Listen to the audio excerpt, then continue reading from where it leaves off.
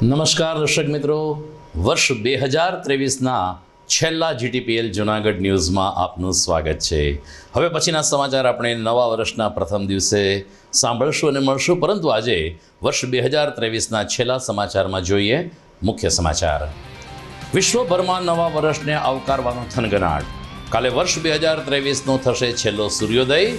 31ને ધ્યાનમાં રાખીને પોલીસે પેટ્રોલિંગ બનાવ્યું વધુ તેજ। મોદીએ અયોધ્યામાં ઇન્ટરનેશનલ એરપોર્ટ અને આધુનિક રેલવે સ્ટેશનનું કર્યું લોકાર્પણ। રામ મંદિર પ્રાણ પ્રતિષ્ઠા મહોત્સવનું કાઉન્ટડાઉન શરૂ। ટીપી સ્કીમ અને કપાત જમીન મુદ્દે ખેડૂતોમાં ભારે રોષ। ભારતીય કિસાન સંઘે યોજી જંગી જાહેર સભા અને રેલી। સ્વચ્છ યાત્રા શુભ યાત્રા અંતર્ગત એસટી ડેપો ખાતે વિદ્યાર્થીઓએ ભજવ્યું શેરી નાટક। મુસાફર જનતામાં સ્વચ્છતા અંગે જાગૃતિ લાવવાનો મુખ્ય ઉદ્દેશ। અને ભેસાણની ધારી ગુંદાળી મંડળીના 2 ઉચ્ચાપતકારોની ધરપકડ કરતી પોલીસ। જિલ્લા સહકારી બેંકમાં આચર્યું છે 2.5 કરોડનું કૌભાંડ। આ તમામ સમાચાર આપણે વિસ્તારથી જોઈએ તે પહેલા લઈએ એક બ્રેક।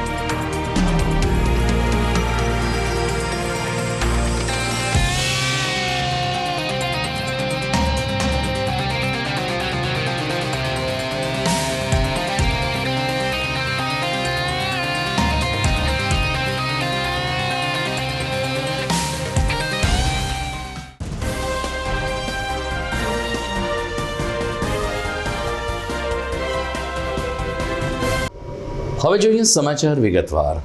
ઈસુના નવા વર્ષને આવકારવાનો થનગનાટ સમગ્ર વિશ્વમાં જોવા મળી રહ્યો છે। સામાન્ય રીતે આપણે ભારતીય સંસ્કૃતિનો વાત કરીએ તો આપણે અહીં ગુજરાતીની વાત કરીએ તો હિન્દુ પંચાંગ પ્રમાણે દિવાળી અને નૂતન વર્ષની ઉજવણી કરતા હોઈએ છીએ, પરંતુ વાસ્તવિક જિંદગીમાં આપણે અંગ્રેજી કેલેન્ડરનો પણ વ્યાપક ઉપયોગ કરતા હોઈએ છીએ।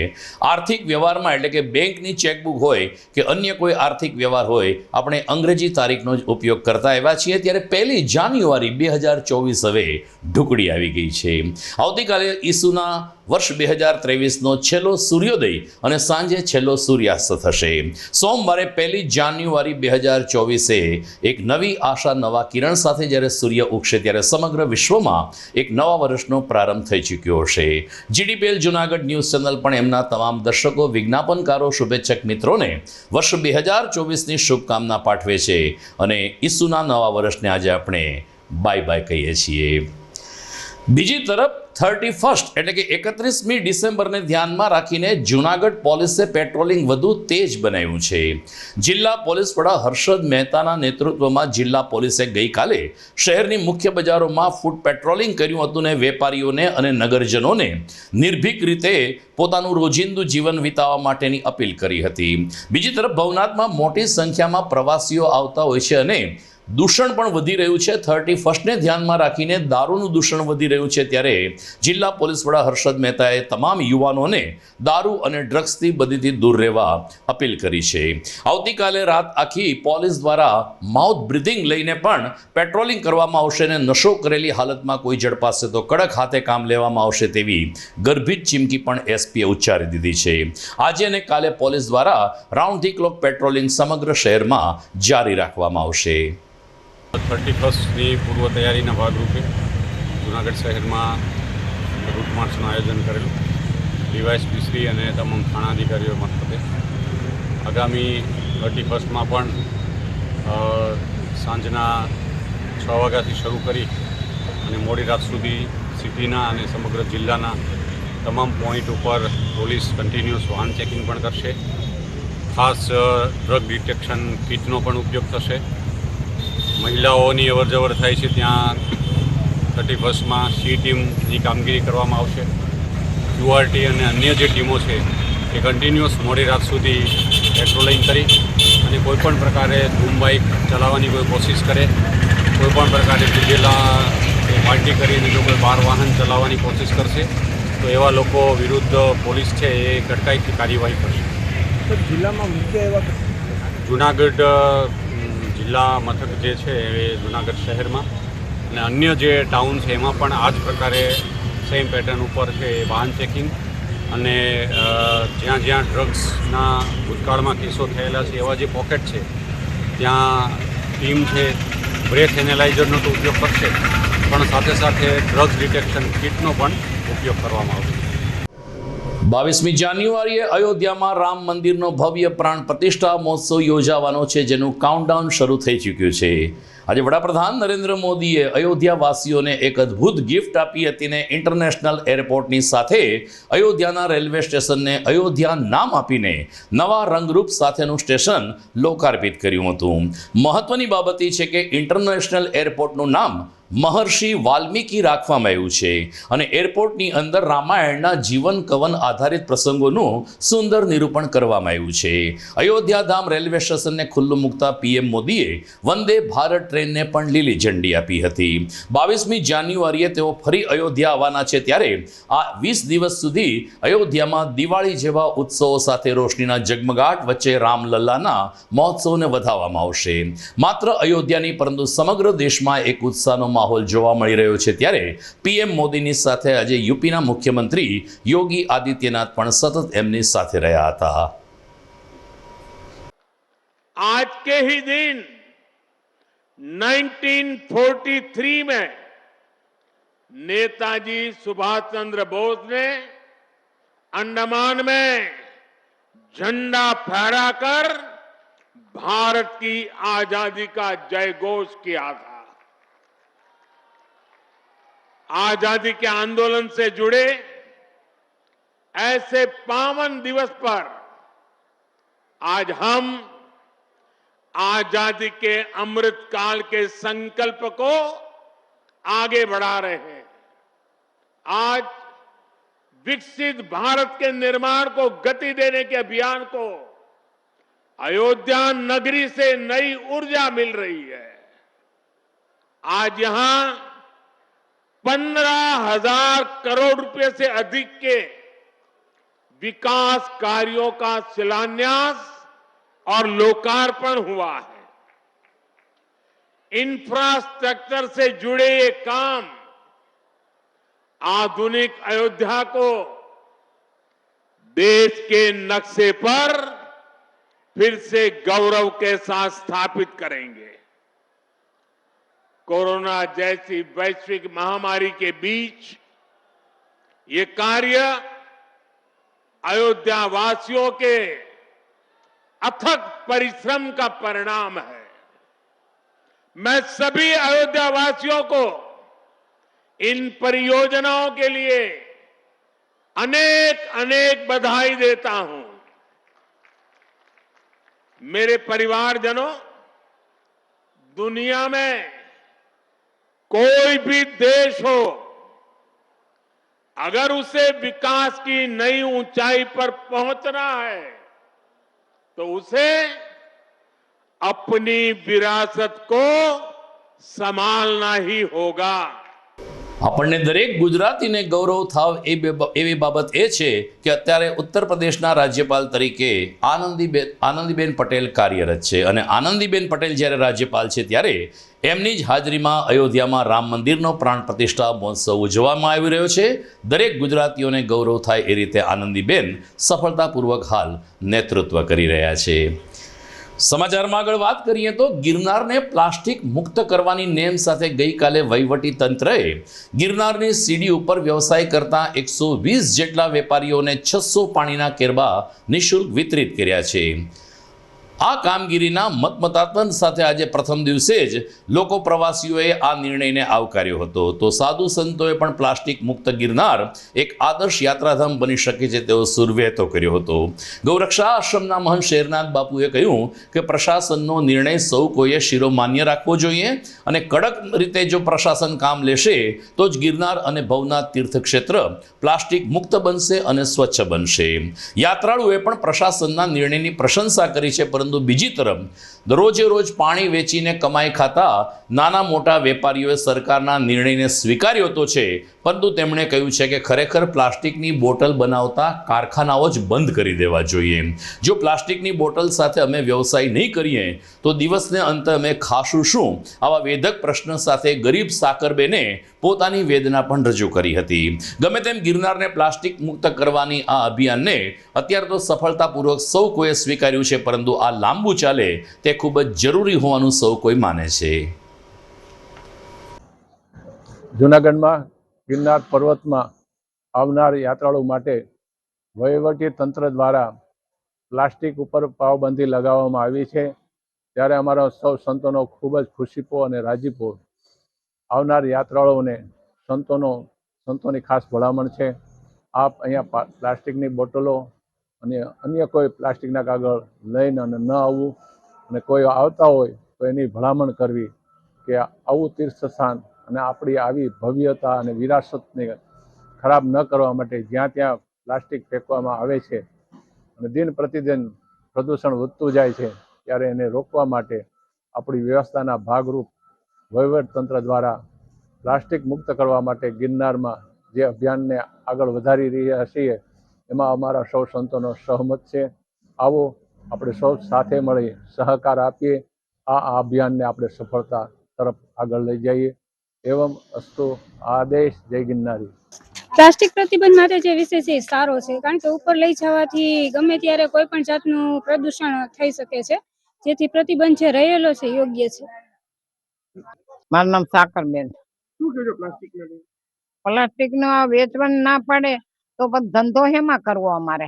અને જો આ બોટલો વેચે છે, બરોબર, પાણીની બોટલો આવે તો દુકાન વાળાને ધંધો થાય, બહાર નાખવા આવે એને ધંધો થાય, અને સિંહા બધા વીણી જાય છે તો ગરીબ માણસને મજૂરી મળે છે, એને ધંધો થાય છે। અને પછી આ પ્લાસ્ટિક નું બંધ કરવાનું જે કે છે તો વેફરું ઈ બધું પ્લાસ્ટિકમાં બને, આ બધું પ્લાસ્ટિકમાં બને, તો પછી કારખાના એના હોય ઈ બંધ કરો ને। આ કઈ ગરીબ માણસને ગળે પડવામાં બિચારા દવા પીને મરી જાય, છોકરા બાયડીને ખવડાવે હું? કારખાનું બંધ કરો, બધું વેફરનું ને મળ્યું ને આ બધા પ્લાસ્ટિક હથોડું બંધ જ થઈ જવું જોઈએ।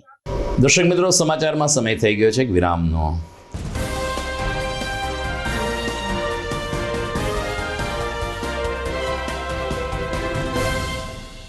જે ફાઇનલ લુક મળે છે એ પાવડર સ્પ્રિંકલ કર્યો હોય એ રીતનો મળે છે, જેના લીધે એનું નામ ઓમ્બ્રે પાવડર બ્રો ટેકનિક આપ્યું છે। તો સૌથી પહેલાં આપણે જાણીશું ઓમ્બ્રે શું છે। ઓમ્બ્રે મીન્સ કે changing of colour from light two dark. નાનપણથી લઈને આપણી એજ થાય ત્યાં સુધી આપણા આઈબ્રોના કલરમાં ઘણા બધા ટિન્ટિંગને ચેન્જીસ આવતા હોય છે। પાવડર મીન્સ કે જે ઇફેક્ટ આપણે બ્રોઝ ફિલ કરવા માટે જે પણ આપણે પેલી ઇફેક્ટ આપીએ છીએ that is the powder look. And technique તો કે એની અંદર આપણે નાના નાના ઘણા બધા ડોટ્સ ક્રિએટ કરીએ છીએ અને આ ડોટ થ્રુ પિગમેન્ટ આપણે આઈબ્રોઝમાં ઇન્સર્ટ કરવામાં આવે છે. શા માટે આ ઓમ્બ્રે પાવડર બ્રો ટેકનિક આટલી ફેમસ છે કે લોકો બધા કરાવે છે? તો એનું એક જ રીઝન છે કે એમાં ખૂબ જ સારો ડિફાઇન્ડ લુક મળે છે, પ્રોપર એકદમ હાઈ ડેફિનેશન લુક મળે છે. પ્લસ એનો એ પોઈન્ટ છે કે ઓઇલી સ્કિન જેની હોય છે એમાં સૌથી મોસ્ટ સુટેબલ છે, જ્યારે માઇક્રોબ્લેડિંગની ઇફેક્ટ ઓઇલી સ્કિન પર એટલી લોંગ લાસ્ટિંગ હોતી નથી. Ombre powder bro technique 1.5 yearથી 2.5 years સુધી લોંગ લાસ્ટિંગ હોય છે. સો દેટ્સ વાય. Thank you.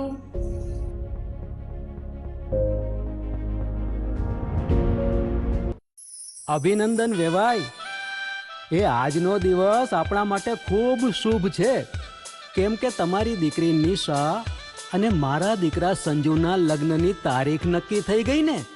હાજી હાજી પપ્પા, લગ્નની તારીખ તો નક્કી થઈ ગઈ, પણ લગ્ન માટેની જ્વેલરીઓ? સંજુ બેટા, તારા દાદાજીના વખતથી ચોકસી હીરાલાલ મકનજીની જૂની પેઢી છે ને, એની સાથે આપણો વર્ષો જૂનો ઘરોબો છે, જે અત્યારે જય ભવાની જ્વેલર્સના નામે ફેમસ છે બેટા. જય ભવાની જ્વેલર્સ મતલબ ચોકસી બજાર, જુનાગઢ? તમે પણ જય ભવાની જ્વેલર્સ સાથે? અમે ભલે રાજકોટના હોઈએ, પરંતુ જય ભવાની જ્વેલર્સ સાથે અમારો પરિવાર પણ વર્ષોથી સંકળાયેલો છે, જ્યાં છેતરાવાની કોઈ શક્યતા જ નથી. આને કહેવાય સોનામાં સુગંધ ભળી. વહુ બેટા, ચાલો આપણે સૌ જઈએ જય ભવાની જ્વેલર્સના શોરૂમ પર. તમે લોકો જઈ આવો, હું રસોઈ બનાવી રાખું. લક્ષ્મી, આપણા દીકરાના લગ્નમાં થોડા દાગીના તારા માટે થઈ જાય. હે ચાલો મમ્મી. ચાલો ચાલ બેટા.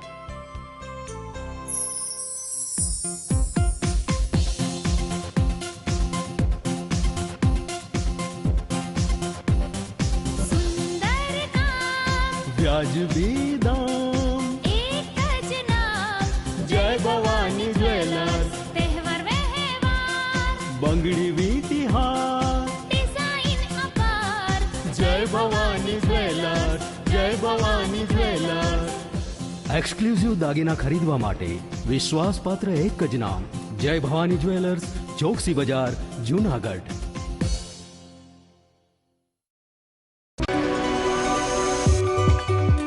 જૂનાગઢના યુવા ક્રિકેટ પ્રેમીઓ માટે આનંદના સમાચાર. જૂનાગઢમાં સૌ પ્રથમ વખત શરૂ થઈ ચૂક્યું છે box cricket. The fun Leo resorts and ક્લબના ભવ્ય ટેરેસ ઉપર બોક્સ ક્રિકેટ.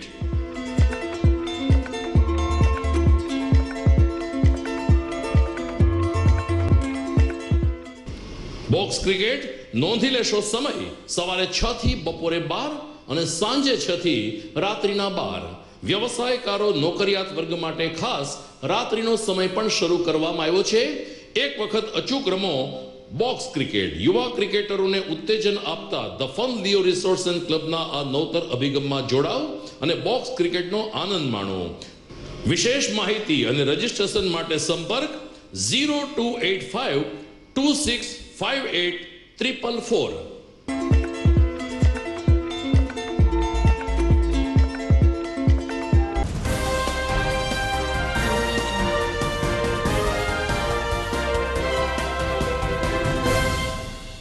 વિરામ બાદ આપનું સ્વાગત છે.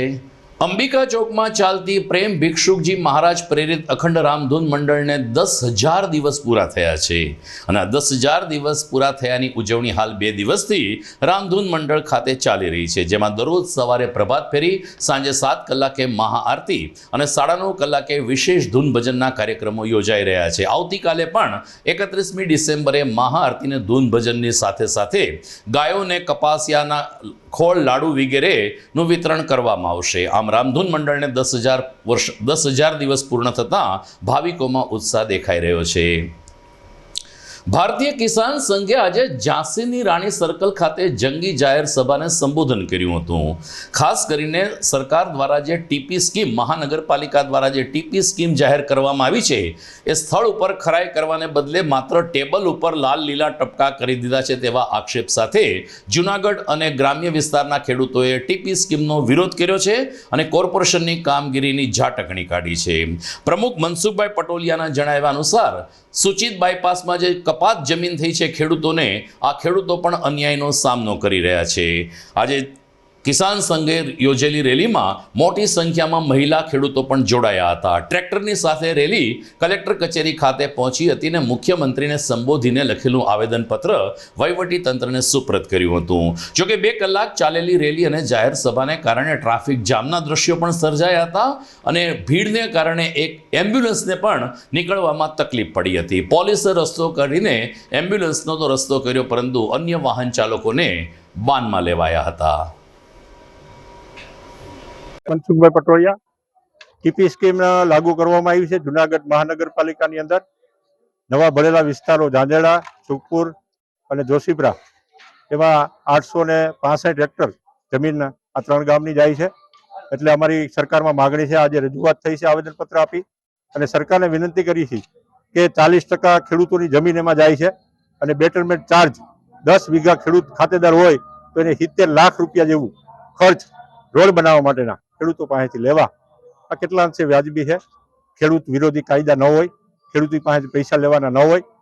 અધિનિયમ 2013 મુજબ ખેડૂતને સંપાદન કરી અને રોડ અને રસ્તા, રેલવે બધું થાય છે, તો જે ખેડૂતોની જમીન સંપાદન કરી અને વિકાસ કરે એવી અમારી માગણી છે. ભારતીય કિસાન પ્રશ્ન છે, અમે આ આવેદનપત્ર સરકારની અંદર મોકલશું અને સરકાર યોગ્ય નિર્ણય કરે એવી કાર્યવાહી કરશું એવી વાત છે. જિલ્લા પ્રમુખ ભારતીય કિસાન સંઘ જુનાગઢ જિલ્લો.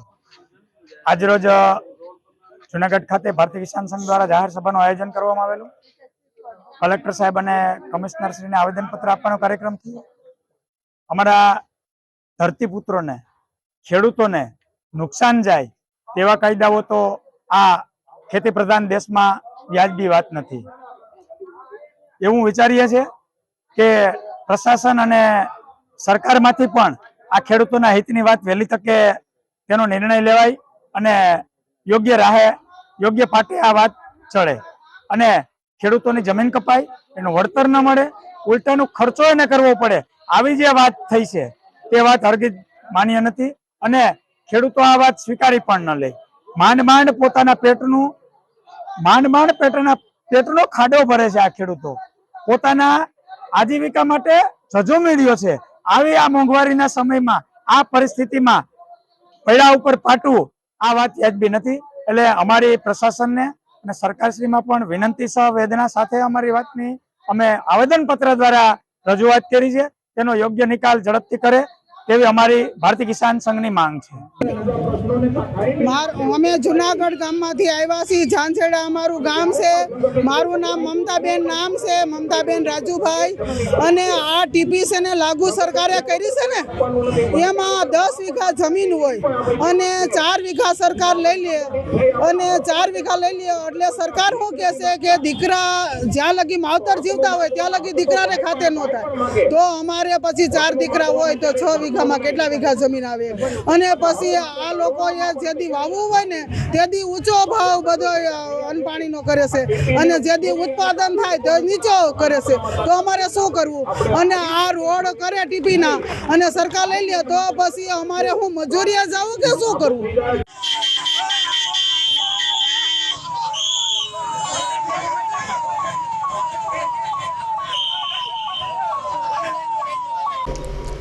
તાજેતરમાં યોજાયેલી જૂનાગઢ બાર એસોસિએશનની ચૂંટણીમાં જયદેવ જોશી પ્રથમ વખત બારના પ્રમુખ તરીકે ચૂંટાઈ આવતા આજે ડેપ્યુટી મેયર ગિરીશભાઈ કોટેચાના નિવાસસ્થાને જયદેવભાઈ જોશીનું સન્માન કરવામાં આવ્યું હતું. લગભગ 40 વર્ષથી જોશી પરિવાર સાથે જોડાયેલ કોટેચા પરિવારે જયદેવભાઈ જોશીની આ જીત બદલ ખુશીની લાગણી વ્યક્ત કરી હતી. ગિરીશભાઈ કોટેચા ઉપરાંત શ્રીમતી ગીતાબેન કોટેચા અને અખિલ સૌરાષ્ટ્ર રઘુવીર સેનાના ગિરીશ આડતિયા, યતીન કારિયા, દીપલ રૂપારેલિયા, ગૌરવ રૂપારેલિયા વગેરે જયદેવભાઈ જોશીનું સન્માન કરીને બારની કામગીરીમાં તેઓ સનિષ્ઠ સક્રિય રહેશે તેવી શુભકામના પાઠવી હતી. પ્રતિભાવમાં જયદેવ જોશીએ કહ્યું કે અમારું નાનપણ જ કોટેચા પરિવારને આંગણે વીત્યું છે, ત્યારે આજે ગિરીશભાઈ અને ગીતાબેનના આશીર્વાદ સાથે તેઓ બારના પ્રમુખ બન્યા છે અને 1-2 વર્ષ જ્યાં સુધી તેઓ બારના પ્રમુખ રહેશે ત્યાં સુધી બારના વિકાસ માટે સતત પ્રયત્નશીલ રહેશે. જયદેવ જોશી કે જે હમણાં બાર એસોસિએશનની ચૂંટણી થઈ અને એમાં પ્રમુખ તરીકે ખૂબ સારા મતથીને ચૂંટાવા. મત આપવાની બહુ અઘરી વાત છે અને તમે દિલ જીતવું હોય અને એ પણ ખાસ કરીને બુદ્ધિજીવી લોકોનું, કે જ્યારે વકીલો ખૂબ બીજાને પણ માટે થઈને ખૂબ પ્રયત્ન કરતા હોય છે, એમાં પણ ખૂબ સારા મતે ચૂંટાડો એટલે હું તો એને ખૂબ ખૂબ અભિનંદન આપું છું. આજે મારો લગભગ 40 વર્ષથી ને એના પરિવાર એનો સંબંધ છે અને એણે પણ સમાજ માટે જે કામગીરી કરે, ખાસ કરીને અમે એને દકો કહીને બોલાવીએ, પણ જયદેવ જોશી એટલે બ્રહ્મ સમાજની અંદર પણ એ છોકરાએ જે રીતે આખા સમાજને એક કર્યો. અને હમણાં પણ વાત એણે એક બહુ સરસ કરી કે અમારા બ્રહ્મ સમાજની અંદર કોઈનું મરણ થયું હોય તો 50, 60, 100 જણા માટેનું જમવાનું પણ અમારું આખું ગ્રુપ કરે છે. સમાજની ભાવના, જ્ઞાતિની ભાવના અને કુટુંબની ભાવના બધામાં જયદેવ જોશીએ કાયમ પ્રજાની પડખે ઊભો રહ્યો. પ્રભુને પ્રાર્થના કરું કે જ્યારે તું વકીલાતના બિઝનેસમાં છો ત્યારે ગરીબ માણસોનો પણ ક્યાંય પણ મદદરૂપ થતી હોય, કારણ કે ઘણીવાર કોઈ પાસે ફી પણ નથી હોતી, તો એના માટે પણ આપણે એને મદદ કરવી જોઈએ. જોકે એ કરે જ છે.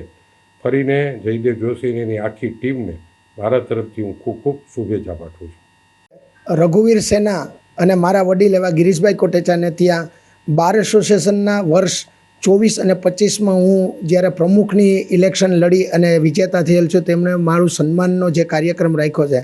ખરેખર એમણે જે વાત કરી એ તો એ પોતે સારા માણસ છે એટલે મારા વખાણ કરે છે, પણ હકીકતે જોઈએ તો મને જે મતદારોએ 400 મત આપીને, એટલે કે કુલ ટોટલ મતના 65% મત આપીને જે વિજેતા જાહેર કર્યો છે, જો હું આ વિજેતા જાહેર કર્યા પછી 2 વર્ષ જે મારે કામગીરી કરવાની છે વકીલો માટે, અને વકીલ સાહેબો અને જજ સાહેબ એટલે કે બાર અને બેન્ચ નજીક આવે અને એના સંબંધો સારા રહે, જેનાથી કોઈ ડિસ્પ્યુટ ન થાય, કોઈ જુનિયરોને તકલીફ ન પડે.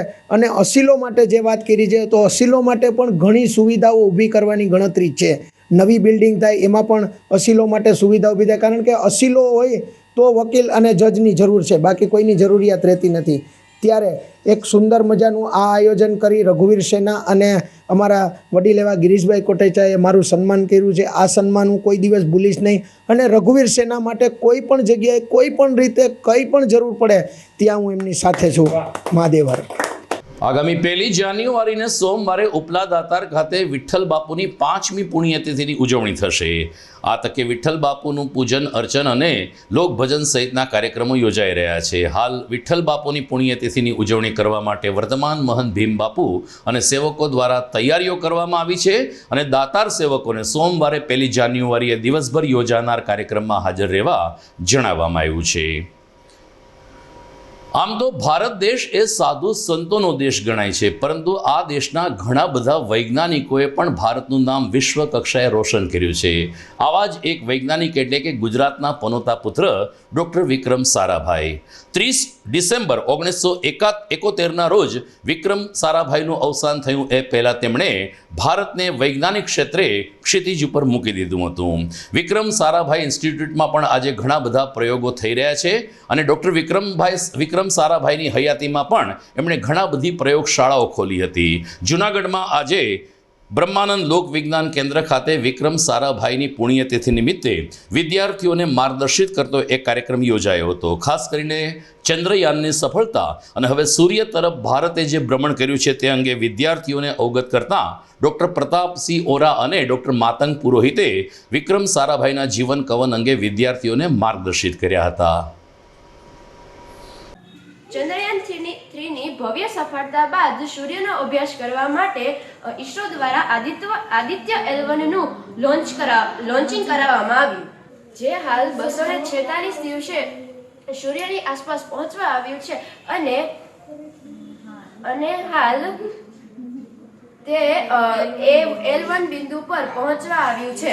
તપાસ કરવા માટે, ત્યાં રિસર્ચ કરવા માટે, તો આ બધું જ શોધ સુધી આજે પહોંચી શક્યા આપણે. એના મૂળની અંદર ભારત દેશના મહાન વૈજ્ઞાનિક વિક્રમ સારાભાઈ જે છે એ વિક્રમ સારાભાઈ કે જેને કારણે આજે ભારત દેશ જે છે ઈસરો જેવી સ્થાપના કરી સંસ્થાની અને એના જેવી અનેક સંસ્થાઓ અને અવકાશની અંદર રિસર્ચ ક્ષેત્રે આપણે આટલા બધા સુધી પહોંચીશું.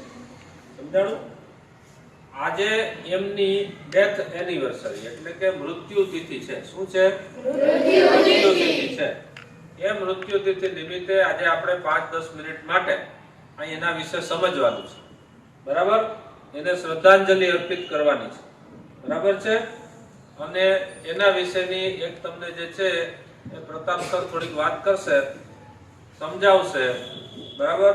અને એ પછી પાછું તમારે જેમ લાઈનમાં આવ્યા છો એવી જ રીતે લાઈનમાં પોતપોતાના ક્લાસમાં વયું જવાનું છે. ત્યાં 10 મિનિટ સુધી આને સમજી. નમસ્કાર મિત્રો, આજે વિક્રમ સારાભાઈની નિર્વાણ એટલે કે ડેથ એનિવર્સરી છે.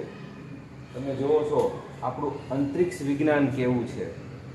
જો એ અંતરિક્ષ વિજ્ઞાનની દેન આ વ્યક્તિની છે. 1919ની અંદર એમનો જન્મ થયો હતો, પણ 1971ની અંદર 28મી ડિસેમ્બરે અને આજે છે 30મી એટલે કે એનો નિર્માણ દિવસ. એમને ગુજરી ગયા પછી એમને આજના દિવસે એમને અગ્નિ સંસ્કાર આપવામાં આવે છે.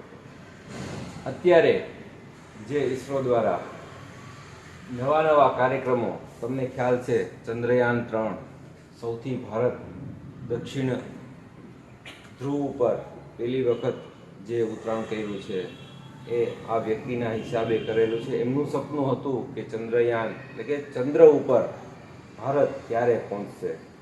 હાલમાં આપણે આદિત્ય L1 ખ્યાલ છે ને, સૂરજપાલ લાંગરાજ બિંદુ ઉપર લગભગ પહોંચવામાં છે અને એમનું કામ પણ સફળતાપૂર્વક શરૂ થઈ ગયું છે. It is not accidental that on the soil of India, the great space powers, the United States, the USSR and France, are collaborating with us at the equatorial range near Tumba.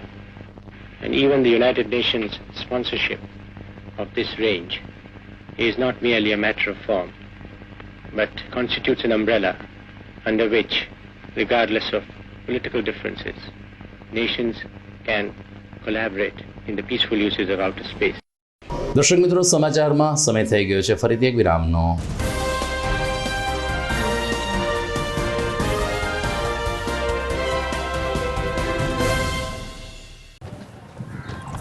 ઘર લગ્ન માટે તૈયાર છે, બસ તારા આવવાની રાહ જોઈ રહ્યો છું. નવું ફર્નિચર, નવું ટીવી, નવો કેબલ. આજના જમાનામાં કેબલ ખૂબ જ સરળ પરિવાર છે. જ્યારે આ છે તો બીજા કઈની શું જરૂર? જ્યારે આ છે તો બીજા કઈની શું જરૂરત છે? GTPL ઓફર કરે છે HD પિક્ચર ક્વોલિટી અને GTPL ની 24/7 ગ્રાહક સપોર્ટ. આ તે જમાનાનું નહીં, આ જમાનાનું કનેક્શન છે. કાલે લગન કરી લઈએ.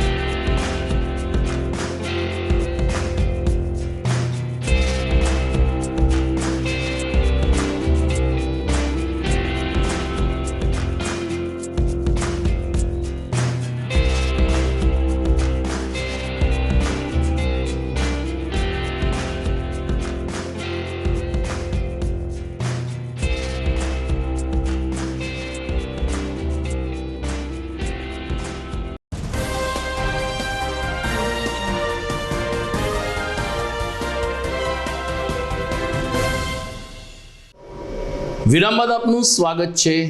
સમગ્ર રાજ્યના એસટી ડેપોમાં હાલ સ્વચ્છતા અભિયાન ચાલી રહ્યું છે. 2 ડિસેમ્બરથી જૂનાગઢ એસટી ડેપો ખાતે પણ સ્વચ્છ યાત્રા શુભ યાત્રા અંતર્ગત અલગ અલગ કાર્યક્રમો સાથે નિયમિત ડેપોની સફાઈ, બસની સફાઈ અને મુસાફરોમાં જાગૃતિ આવે તેવા પ્રયાસો હાથ ધરાઈ રહ્યા છે. જેના ભાગરૂપે આજે જ્ઞાનબાગ ગુરુકુળના વિદ્યાર્થીઓએ એસટી ડેપો ખાતે એક શેરી નાટક રજૂ કરીને સ્વચ્છતા અંગેનો સંદેશ આપ્યો હતો. ડેપો મેનેજર VM મકવાણાના જણાવ્યા અનુસાર મુસાફર જનતા પણ હવે જાગૃત બની છે. જૂનાગઢ એસટી ડેપોમાં નિયમિત રીતે ડેપોની સફાઈ થાય છે. બસના પરિવહનમાં પણ નિયમિત બસને સાફ કરવામાં આવે છે અને મુસાફરોને કોઈ તકલીફ ન પડે તેની ખાસ તકેદારી રાખવામાં આવે છે. ત્યારે વિદ્યાર્થીઓએ આજે શેરી નાટક રજૂ કરીને સ્વચ્છતા ઉપરનો એક વિશેષ સંદેશ મુસાફરગણને પૂરો પાડ્યો હતો.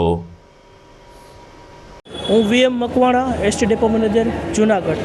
હાલમાં અમારા નિગમ વતી જે છે શુભ યાત્રા સ્વચ્છ યાત્રા અંતર્ગત 2 ડિસેમ્બરથી કેમ્પેન શરૂ કરવામાં આવે છે. આ જે કેમ્પેન અંતર્ગત વાહનોની સફાઈ છે, બસ સ્ટેન્ડની સફાઈ છે, વર્કશોપની સફાઈ ઉપર પૂરતું ધ્યાન રાખવામાં આવે જેથી કરીને મુસાફર જનતાને સ્વચ્છ અને સુઘડભરી જે છે એ મુસાફરી કરી શકે. આ કેમ્પેન અંતર્ગત આજ રોજ જે છે અમે સ્વામિનારાયણ ગુરુકુળના વિદ્યાર્થીઓ અને એના જે વહીવટી સ્ટાફ છે એને સાથે રાખીને એક શેરી નાટકનું આયોજન કરેલું છે. આ નાટકનું આયોજન કરવાનો મૂળ હેતુ એવું જ છે કે ભાઈ મુસાફર જનતામાં જે છે સ્વચ્છતા અંગેની પૂરેપૂરી જાગૃતતા આવે, જે પોતાની મુસાફરી દરમિયાન જે બસમાં ને એમાં કચરો ન ફેંકે, જ્યાં ત્યાં બસમાં ક્યાંય પાણીની પિચકારી ન ભરે. બસમાં જે છે અમે મુસાફરી દરમિયાન ડસ્ટબિન મૂકેલી છે, કચરો જે છે ડસ્ટબિનમાં જ નાખે. આ ઉપરાંત અમારા જે નિગમ તરીકે અમારા જે ડેપો તરફથી એવી વ્યવસ્થા કરવાની છે કે ભાઈ બસ જે છે પ્લેટફોર્મ ઉપર આવે એટલે સ્વચ્છ થઈને જ જાય અને વર્કશોપમાંથી પણ જ્યારે બસ જે છે પ્લેટફોર્મ ઉપર મૂકવામાં આવે ત્યારે પણ સફાઈ કરીને જ મૂકવામાં આવે જેથી કરીને મુસાફર જનતાને જે છે સ્વચ્છ અને સુઘડભરી યાત્રા મળી રહે. જય સ્વામિનારાયણ. હું સાવલિયા કાળો ચોક જૂનાગઢ ગુરુકુલથી. અમે આજે ગુરુકુલ તરફથી અમે બધા વિદ્યાર્થીઓ આપણે દેશના અને આપણે બધી જૂનાગઢ શહેર છે તેને આપણે સફાઈ અગ્રે, જેમ કે આપણે ગમે જાહેર સ્થળ હોય ત્યાં બધા વ્યક્તિઓ, બધા વાલીઓ, બધા લોકો ગમે ત્યાં કચરો ફેંકતા હોય, ડસ્ટબિનમાં કચરો ત્યાં લખેલું પણ હોય છે કે અહીંયા કચરો નાખવો, તો પણ ત્યાં નાખતા નથી હોતા અને કચરાપેટીમાં નથી નાખતા હોતા, ગમે ત્યાં કચરો કરે છે. તેથી અમે આ જાગૃતિ, લોકોમાં જાગૃતિ આવે તેથી અમે આ નાટક રજૂ કર્યું છે. અને આ નાટક દ્વારા અમે રજૂ કરવા માગીએ છીએ કે બધા લોકોને મારી નમ્ર એવી વિનંતી છે કે તમે લોકો બધા ડસ્ટબિનમાં કચરો નાખો, ગમે જ્યાં ત્યાં થૂકો નહીં. અને આનાથી હું મારું વાણીને વિરમું છું. જય સ્વામિનારાયણ. ભેસાણ તાલુકાના ધારી ગુંદાળી ગામની એક સહકારી મંડળીએ JDCC બેંકમાં 2.5 કરોડ રૂપિયાનું કૌભાંડ આચર્યું હોવાની ફરિયાદ બાદ ભેસાણ પોલીસે સેક્રેટરી અને ખજાનચીની ધરપકડ કરી છે. DYSP હિતેશ ધાંધલિયા સમક્ષ બંને આરોપીને રજૂ કરવામાં આવ્યા ત્યારે DYSPએ બંનેની આકરી પૂછપરછ કરી છે. મીડિયા સાથેની વાતચીતમાં શ્રી ધાંધલિયાએ કહ્યું કે 2 આરોપીની ધરપકડ કરી છે અને મંડળીના પ્રમુખ રમેશ બારસિયાને શોધવા માટે પોલીસે ચક્રો ગતિમાન કર્યા છે. ઉલ્લેખનીય છે કે ધારી ગુંદાળી ગામની મંડળીએ ખેડૂતોના 2.5 કરોડ રૂપિયા જેટલા પૈસા JDCC બેંકમાં જમા કરાવવાના બદલે વ્યક્તિગત ખર્ચમાં વાપરી નાખ્યા અને 2.5 કરોડ રૂપિયાનો ચૂનો લગાડ્યો છે. આ અંગેની ફરિયાદ બાદ પોલીસે 2 શખ્સોની ધરપકડ કરીને પ્રમુખને પકડવા ચક્રો ગતિમાન કર્યા છે.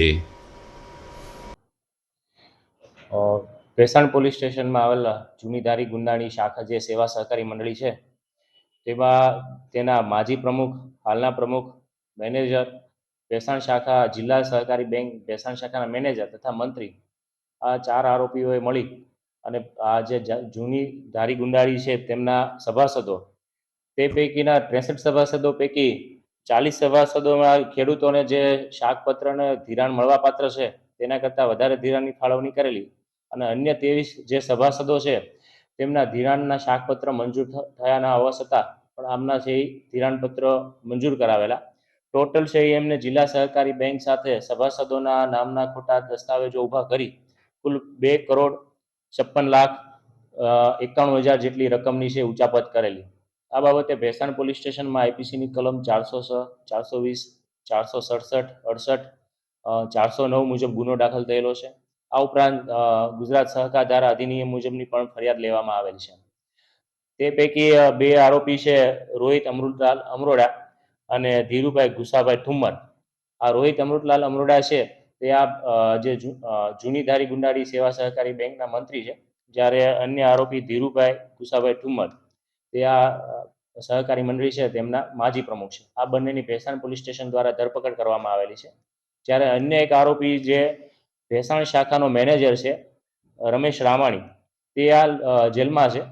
આ ઉપરાંત અન્ય જે વર્તમાન પ્રમુખ છે રમેશ બાવીસિયા તેને અટક કરવા માટે છે અલગ અલગ ટીમો છે પોલીસની મહેનત કરી રહી છે. જૂનાગઢ આરટીઓ યુબી સોલંકી ઉપર આજે બપોર પછી કેટલાક અજાણ્યા શખ્સોએ પાઇપ વડે હુમલો કરતા શ્રી સોલંકીને ઘાયલ અવસ્થામાં જૂનાગઢ સિવિલમાં દાખલ કરવામાં આવેલ છે. બનાવની જાણ થતાં પોલીસ અને આરટીઓના અધિકારી સિવિલ હોસ્પિટલ ખાતે ધસી આવ્યા હતા. કોણ આરોપી છે અને શા માટે હુમલો કરવામાં આવ્યો તે અંગેની કોઈ વિગતો બહાર આવી નથી, પરંતુ પોલીસે આરટીઓ આસપાસના વેપારીઓની પૂછપરછ અને સીસીટીવી કેમેરાના ફૂટેજને આધારે આરોપીને પકડવા ચક્રો ગતિમાન કર્યા છે. ઉલ્લેખનીય છે કે ઉત્તમલાલ સોલંકી આરટીઓના એક કડક અને વરિષ્ઠ અધિકારી છે, ત્યારે કઈ બાબતે આરોપીએ પાઇપ વડે હુમલો કર્યો તે અંગે પોલીસે સઘન તપાસ હાથ ધરી છે. હાલ યુબી સોલંકીને સિવિલ હોસ્પિટલમાં સારવાર આપવામાં આવી રહી છે. દર્શક મિત્રો, વર્ષ 2023 આમ તો જૂનાગઢ માટે મિશ્ર માહોલ વચ્ચે પૂર્ણ થવા જઈ રહ્યું છે. આવતીકાલે આ વર્ષ પૂરું થઈ રહ્યું છે, પરંતુ એક વર્ષમાં જૂનાગઢે કઈ કઈ ખાટી મીઠી યાદો જોઈ કેવો સમયગાળો પસાર કર્યો, એક નાનકડો ફ્લેશબેક અમે આવતીકાલે આપના સુધી પહોંચાડવાનો પ્રયત્ન કરીશું. તો જોવાનું ચૂકશો નહીં આવતીકાલે જીટીપીએલ જૂનાગઢ ન્યૂઝ 2023 જૂનાગઢ માટે કેવું રહ્યું, શું શું ઘટનાઓ બની, એના ચિતાર સાથે કાલે ફરી મળીશું. અત્યારે રજા આપતા પહેલા જોઈએ મુખ્ય સમાચાર ફરી એકવાર. વિશ્વભરમાં નવા વર્ષને આવકારવાનો થનગનાટ. કાલે વર્ષ 2023નો થશે છેલ્લો સૂર્યોદય. 31ને ધ્યાનમાં રાખીને પોલીસે પેટ્રોલિંગ બનાવ્યું વધુ તેજ. મોદીએ અયોધ્યામાં ઇન્ટરનેશનલ એરપોર્ટ અને આધુનિક રેલવે સ્ટેશનનું કર્યું લોકાર્પણ.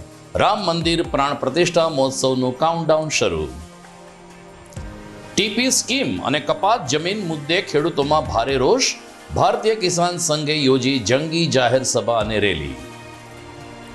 સ્વચ્છ યાત્રા શુભ યાત્રા અંતર્ગત એસટી ડેપો ખાતે વિદ્યાર્થીઓએ ભજવ્યું શેરી નાટક. મુસાફર જનતામાં સ્વચ્છતા અંગે જાગૃતિ લાવવાનો મુખ્ય ઉદ્દેશ. અને ભેસાણની ધારી ગુંદાળી મંડળીના 2 ઉચાપતકારોની ધરપકડ કરતી પોલીસ. જિલ્લા સહકારી બેંકમાં આચર્યું છે 2.5 કરોડનું કૌભાંડ. તો આ સાથે જ આજના ન્યૂઝ પૂરા થાય છે. ફરી મળીશું સોમવારે. નમસ્કાર.